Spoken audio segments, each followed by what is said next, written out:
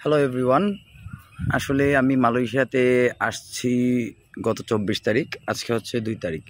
তো আসার পরে আজকে আমার ভার্সিটিতে আমি রেজিস্ট্রেশন নিলাম। রেজিস্ট্রেশন নেওয়ার পরে আমি চাচ্ছিলাম যে আপনাদের মাঝে কিছু একটা শেয়ার করি। শেয়ারটা হচ্ছে মোস্ট ইম্পর্ট্যান্ট জিনিসটা হচ্ছে আমি মালয়েশিয়া কেন আসছি।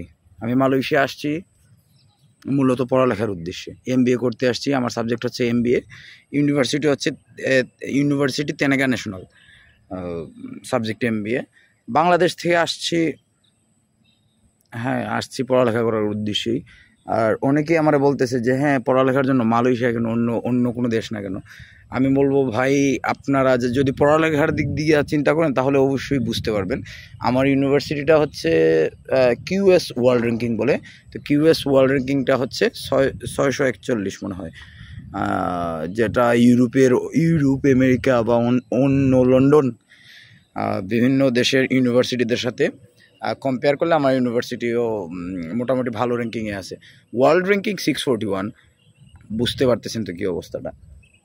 তো আপনারা যদি মালয়েশিয়াতে আসতে চান অবশ্যই আমাকে জানাবেন।